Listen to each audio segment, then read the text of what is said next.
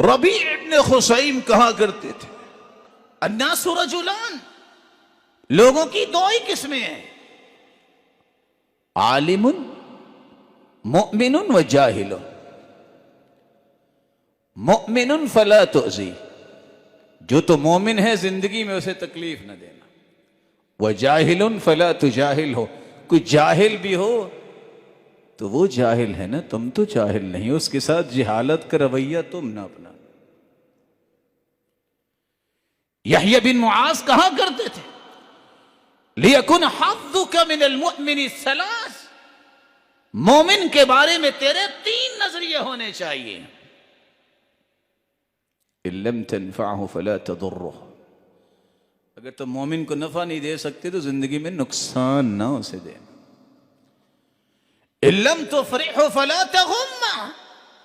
اور تم مومن کو خوشیاں نہیں دے سکتے تو اسے غم بھی نہ دینا، ان لم تمدحه فلا تذمه، تم مومن کی تعریف نہیں کر سکتے تو اس کی مذمت بھی نہ کیا، کیونکہ جو کچھ تم بول رہے ہو اور جو کچھ تم کر رہے ہو میرے بھائی، میں اور آپ سب کا لکھا جا رہا ہے۔ اللہ ہم سب کو معاف فرمائے، ہم بڑے کمزور لوگ ہیں اور ہمیں صحیح صحیح بولنا اور صحیح صحیح کام کرنے کی توفیق عطا۔ قتادہ بیان کرتے ہیں ایاک وعد المؤمن، مومن کو تکلیف دینے سے بچو،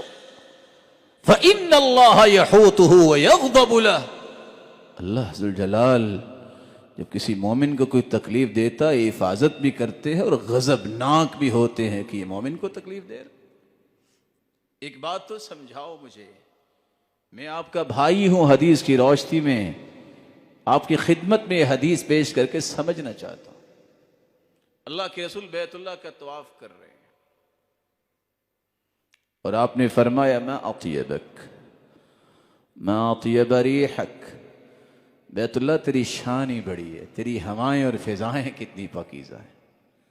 ساتھ فرمایا والذی نفسی بیدی، اس ذات کی قسم جس کے ہاتھ میں میری جان ہے،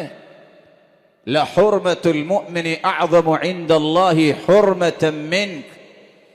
اس ذات کی قسم جس کے ہاتھ میں میری جان ہے، ایک مومن کی عزت اے بیت اللہ تجھ سے زیادہ ہے۔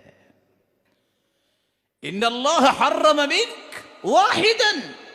بیت اللہ تیری ایک حرمت اللہ نے بنائی ہے، وحرم من المؤمن ثلاثا، مومن کی تین حرمتیں ہیں، حرم دمہ وعرضہ ومالہ، مومن کو قتل کرنا بھی حرام، مومن کی عزت کو تار تار کرنا بھی حرام، اور اس کا مال لوٹنا بھی حرام، وَيُظَنَّ بِهِ ظَنَّ السُّوءِ، اور اس کے بارے میں بدگمان نہ ہوا جائے۔ رسول اللہ صلی اللہ علیہ وسلم کے اس فرمان کو سمجھیے، کوئی بیت اللہ کی طرف انگلی کرتا ہے تو انگلی کاٹنے کے لیے تیار ہو جاتے ہیں، اس سے زیادہ عزت کس کی ہے؟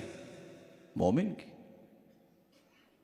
اور اللہ کے رسول مومن کے قتل کے بارے میں کیا فرمایا ہے؟ لو ان اہل السماوات